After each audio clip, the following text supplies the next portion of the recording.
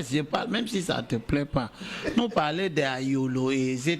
Ce sont des comptes que tu règles. Merci pour la défense. Oui, ce sont des comptes que tu règles. Nous, ça ne nous intéresse pas. Ah bon? Ce qui nous intéresse, c'est qu'on vous enlève. On enlève ton père. Ah bon? Et on t'enlève toi-même. Parce que si nous, on arrive, des gens comme vous, on va vous laisser la parole, mais on va vous neutraliser. Ah bon? Parce que tu fais partie du système. Tu n'es pas autre chose. Tu es un président d'un parti qui ne va à aucune élection municipale, aucune élection législative, aucune élection présidentielle. Mais tu entretiens une culture de la dénonciation. Vous avez 30 secondes pour vos derniers mots. Il me reste 15. Vous parlez plutôt de... Pour mes 15, je dis donc à nos auditeurs que nous sommes en train de progresser dans l'idée que seul aucun de nos partis là ne peut. Ça a été très difficile d'amener les gens à le comprendre. Les égos. Mais nous devons continuer et vaincre tous les égos. Dire à chacun des partis de l'opposition de rejoindre la dynamique unitaire, ce n'est pas par les baratins. On ne baratinera personne. On ne va pas draguer les gens.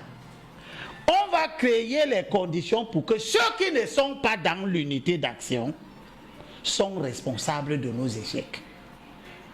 Depuis toujours, dans l'opposition, on n'a jamais situé les responsabilités de l'échec. On a toujours dit que c'est le RDPC, c'est le RDPC. Nous sommes entrés dans une nouvelle dynamique. Ça fait plus de 20 ans. Maintenant,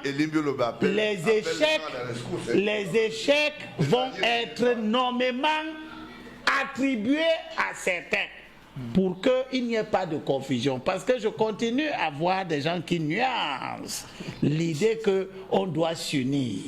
Mais je veux rassurer, Yédé a évoqué quelque chose qui a déjà été pris en compte et je veux le rassurer. L'appel à l'unité d'action, ce n'est pas l'appel à un foutu. Il ne s'agit pas de ramasser tout le monde dès que tu dis que tu es de l'opposition, tu es dans l'unité d'action. Non. Il y a la sélection, puisque nous savons qui a fait quoi dans le passé, qui est capable de faire quoi. Donc ce n'est pas un méli-mélo. Il s'agit de rassembler les gens qui ont une véritable capacité à impulser une dynamique nouvelle. Pourquoi est-ce qu'on doit mettre Cabral Libby sur le même pied d'égalité que Jean Dieuga? Pourquoi? Au nom de quoi? Parce qu'on a dit que c'est l'unité d'action. Cabral Libby, c'est quelqu'un qui a pu organiser une dynamique politique, aller aux élections, emporter des voix. Dieuga, non. Merci. Donc si demain il y a unité d'action, il faut que Gilbert Baola sache qu'il ne peut pas être sur le même pied d'égalité, ni que Cabral Libby, ni que Kamto, ni que aussi, ni même que moi-même. Il n'a jamais été élu. Moi j'ai 10 ans de conseil. Il faut que les gens arrêtent avec un discours qui veut que dès que tu dis qu'ils ne sont pas bons, parce qu'ils sont de l'opposition, dire ah ouais, il est de l'opposition et il nous combat. Monsieur, je suis de l'opposition, je combattrai tous les mauvais opposants. Il faut que ce soit clair dans les esprits. J'étais dernièrement sur un plateau de télévision avec le président de certain Bilon, où je crois il doit s'appeler Bilon, président de parti de Camerounais. Il vient, oh, Elé Kama fait ci, Elé Kama fait ça. Je lui ai demandé, monsieur, vous avez déjà été aux élections? Hein?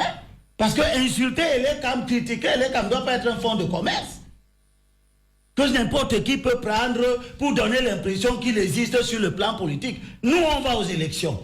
Les MRC bavards, ils ne peuvent pas surveiller 25 000 bureaux de vote. Le SDF en 2011 était parvenu à avoir jusqu'à 11 000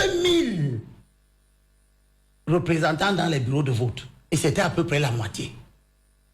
Et c'est nous qui nous plaignons de la fraude électorale. Si nous-mêmes nous ne sommes pas capables de surveiller les bureaux de vote, ça veut dire que nous ouvrons la porte à des dérives qui vont nous faire mal, qui vont nous faire échouer aux élections.